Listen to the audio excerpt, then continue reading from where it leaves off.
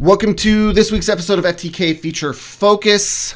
This week we have another special episode with a special guest, Dan Sumpter, who's the principal instructor at Exterro over North America. Dan, how you doing? Hey, thanks for having me. Hey, always good to have you here. And what we've got Dan on to talk about today is Project VIC. If you're in the law enforcement industry, you've probably had to deal with cases dealing around child pornography or child exploitation, child trafficking, all those types of different things that break down and go into those different areas. Of course, we have different names for a lot of the same thing. Fortunately, unfortunately, right, Dan? In my law enforcement career, while I worked cases that dealt with that, I never dealt with Project VIC. For whatever reason, the organizations that I worked for, Dan, we just didn't interface with it. But I know you did. Right. And so here we are. And so Dan, tell us a little bit about Project VIC. So in order to even look at Project VIC, even find out about it, a lot of people don't even know it exists. First thing, you got to be law enforcement. I mean, it's hands off, and if you're not law enforcement. So even to get involved in that, you have to be a sworn officer in some aspect. But Project VIC, it's what it is. It's a collaboration of a bunch of people's work, law enforcement's work, and it's a collection of hash values of known child exploitation videos and pictures. And it's housed, so to speak, at the National Center for Missing and Exploiting Children. So that's where all of these hash values, are at or disseminated from. And remember, it's just the hash values, not necessarily the pictures or videos. But so I wanted to get into that. I wanted to, when we got into forensics, I knew that was going to be part of it. I needed to take that next step to be able to have access to, the software and the hash sets and everything. So I got involved with the Internet Crimes Against Children organization here in Cleveland, Ohio. And once I got hooked up with Dave Fratier, who's the guy in charge over there, who still is, nice guy. He got me involved with the training classes. He got me access to ICAC Cops, which is a website strictly for this. You're heavily vetted, you're heavily trained, in being able to access this stuff. Once you get access to it, though, it's a plethora of information and tools. And I really can't get into exactly what it is, as far as that goes, but just to know that we are able to identify pictures and videos based off of a file signature or a hash from a file signature in the file itself is amazing. So Project VIC is just another tool for us to identify these exploitation videos and pictures and identify that on a suspect machine or suspect media from being identified in the past by law enforcement. Yeah, I think that's super important because the saying's often, like every time these images are shared, the victim is kind of re-victimized, right? That's kind of the idea here. And yeah. Project VIC is another tool to help stop that victimization by rapidly identifying victims that, yes, this is this, and ties it that this is confirmed contraband, and hopefully stopping the spread of it, slowing the spread of it, right, through the internet. I'll tell you, it probably spreads more than we think because there is new releases of hash sets all the time. It's updated on a constant basis. So, that's officers that are uploading, more known videos and pictures that have been shared that weren't there a week prior, that it's just growing in size all the time. And this can be so we had a podcast a little bit ago where we talked with someone who deals with trauma with investigators as well as victims, and using hash sets like this can help speed up investigations. I think helping reduce the amount of time an investigator spends wading through garbage. Did you find that in your experience as well? Yeah. So, but it's like during your investigation, and then at the end, if you happen to come across new hash values that aren't in the system, then it's on you to identify what's the content, write a synopsis of that content, and then upload it later. But during the investigation, yeah, I could, run an image against, our no file filter that I used, and it would tell me, hey, this one's no good, this one's no good. It just started alerting me on the suspected, files. And, maybe I don't have to look at all 1,000 of them on this guy's hard drive, and I just need to pop out 10 known, files that are already, confirmed by the system to keep me from having to watch an entire video over and over again, So yeah, it definitely helps with my, my mental, well-being. Yeah, we can't let it go any more further down, can we, Dan? Well, yeah, those types of texts are super helpful, and we have been working to implement tools to obviously incorporate that help into things like FTK. And so this is FTK Feature Focus. And so what we want to do is take a look at how FTK kind of allows the investigator interface with that. Now, as you mentioned earlier, we can't show things dealing with the ICAC, Project VIC, NCMEC side. That's highly controlled.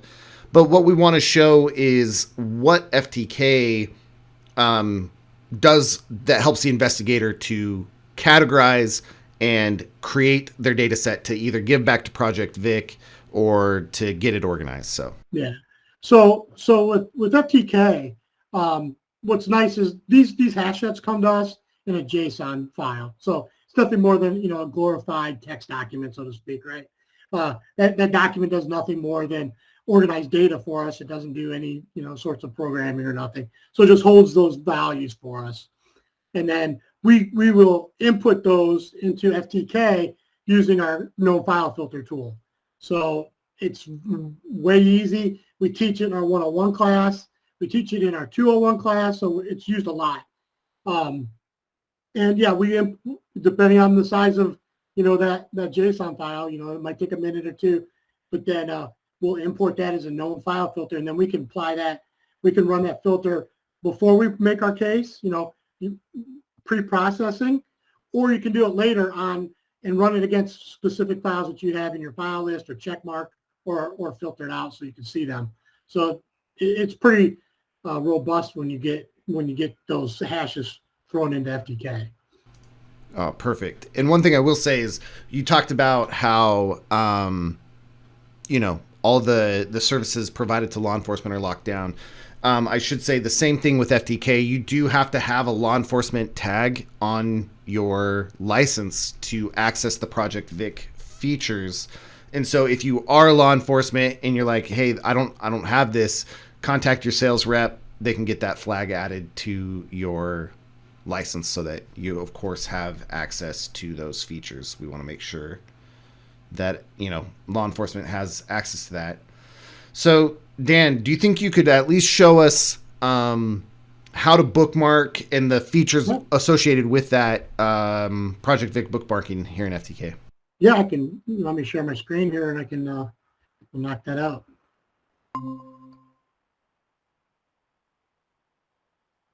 So as you see here, I have FTK up. I did most of my investigations when it came to child exploitation videos and pictures, either from the videos tab or the graphics tab. So I'm in the graphics tab now.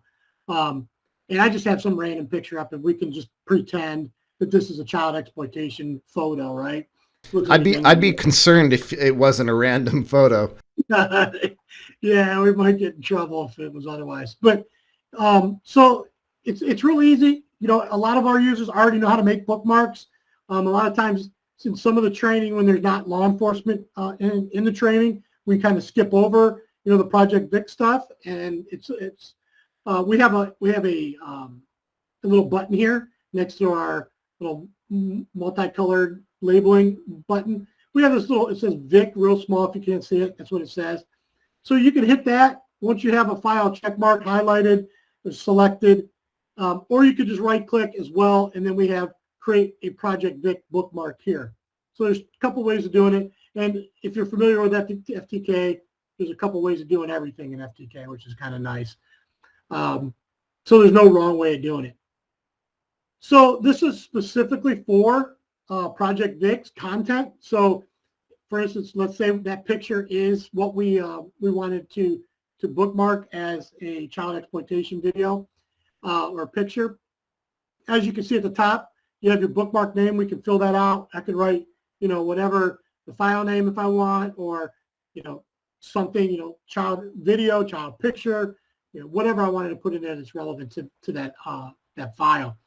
The Project VIC case number is next.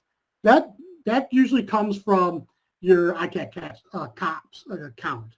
So let's say for instance, I see something that's in there and I want to conduct I want to take over or start an investigation, then a case number will be assigned to it. So I'll use that case number in here and add it to that. Just another way to file, all of these, files that we're actually going to be looking at.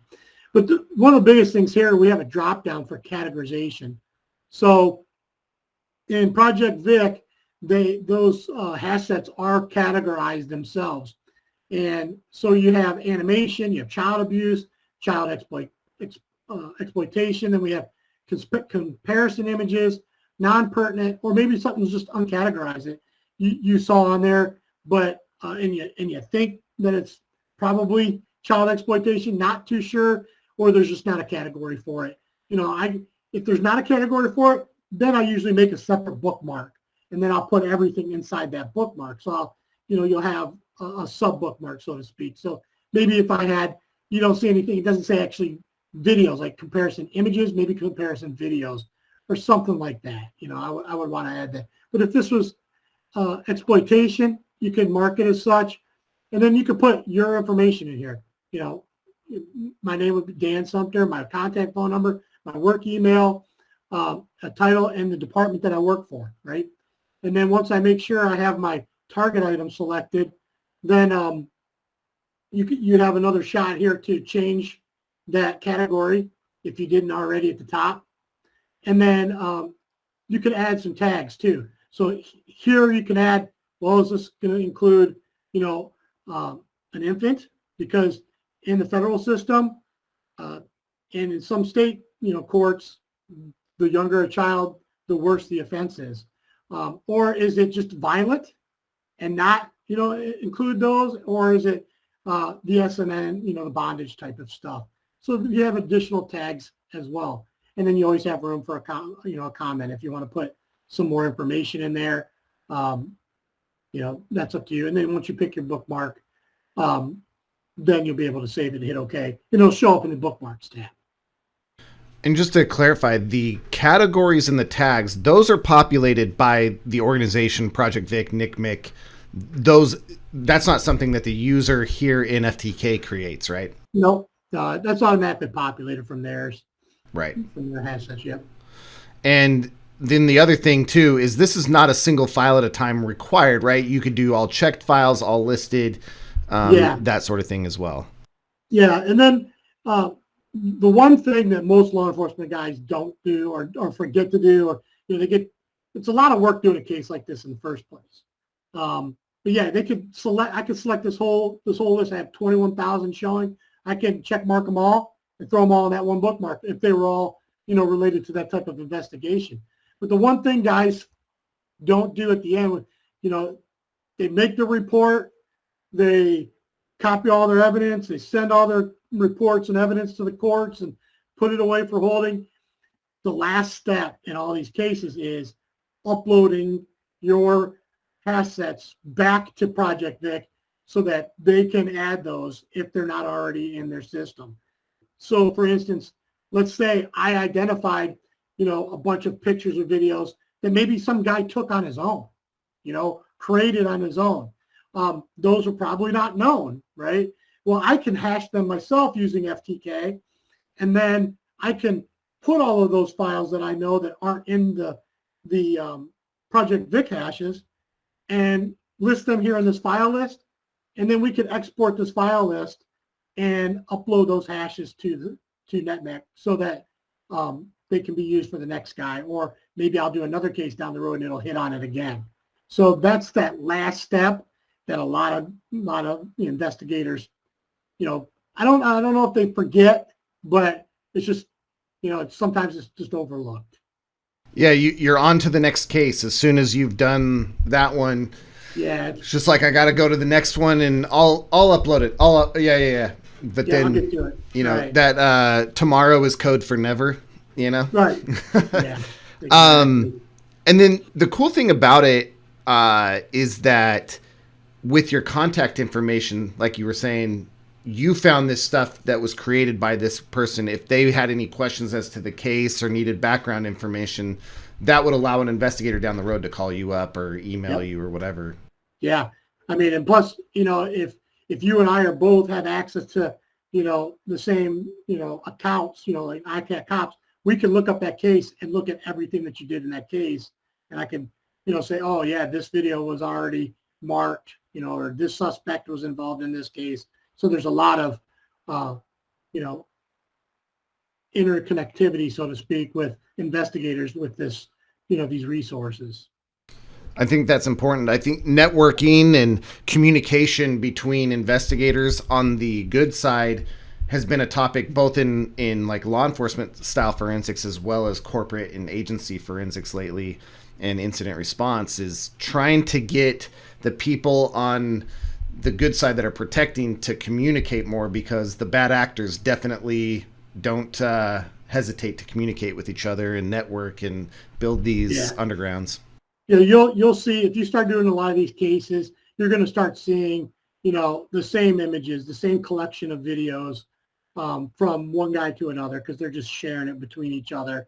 And, they're using, those peer-to-peer networks. And so, unfortunately, a lot of those collections, so to speak, are recognizable just by the name of the folder, and I'll be like, oh, not this one again, So it does. When you start getting into the job, you'll know exactly what you're expecting to see when you open up a folder due to the naming. Cool.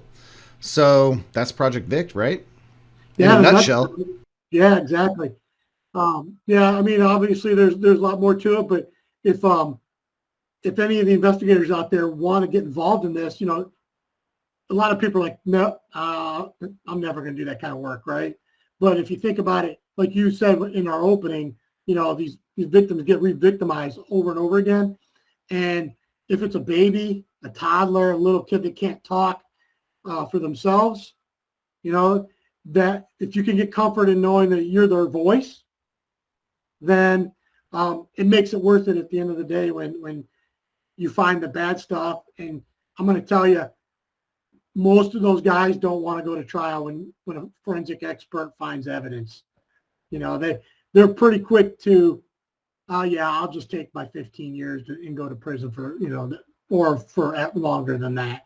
So that's, that might not be what everybody wants to see as far as the end result. They might want to see something worse or something longer.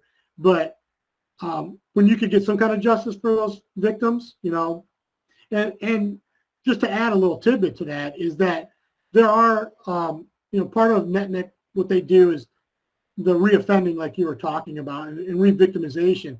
There are victims out there that are older than you and I, and their child exploitation videos are still being shared, but there have been funds set up, or like a suspect that has been fined in court, millions of dollars, whatever. And any time that re-victimization happens, that victim gets compensated. And I know a lot of those victims donate that money back to the National Center. So that's something a lot of people don't know. That no, they're not actually putting the money in their pockets and going shopping. They're giving it to this organization to help the next victim. That's great. And I think that's a great coverage of Project VIC and the good that it does. And I think our training department is doing their part as well. I think we've offered some free training for law enforcement, or are offering coming up here, and at your new on location stuff as well. Yep. So we're offering right now for the next 3 weeks. I think we got a couple weeks every month where we're offering FTK Imager for law enforcement professionals. I'll be teaching that as well as one of our new instructors, Kate. And then on the UK side, I know Daz and John are going to be teaching that in London at the London office. So, yep, we have a new facility in the Covent Gardens in London, and then here in the U.S. in Frisco, just outside of Dallas. So keep your eyes open for law enforcement only classes there too. We're going to try to get something organized very soon for that. Perfect. The thing I like about Imager and the fact that, people may think, oh, it's just Imager, but the cool thing about Imager is it can create hash sets that are compatible with submitting to NCMEC. So it's a free tool out there in imaging. Get the training that you need so that you can, at least at minimum, create the hash sets of a drive, a jump drive, a couple of images, a folder, and again, get that information to the people that can, archive that and help us do more about it. So yeah, for sure. I think it's a good tool. Everybody knows about it, and everybody likes the price. So I like it too. Before when we were new at this, I had several copies of it sitting on a thumb drive somewhere. So yeah, definitely. But it's a powerful tool. It can do what we need it to do, and taking that extra step to get those hash sets is pretty important for closure of the case for sure. Cool. Well, Dan, thanks again for jumping on an episode of FTK Feature Focus. Hopefully we'll see you again. Thank you. Have a good one. Yep.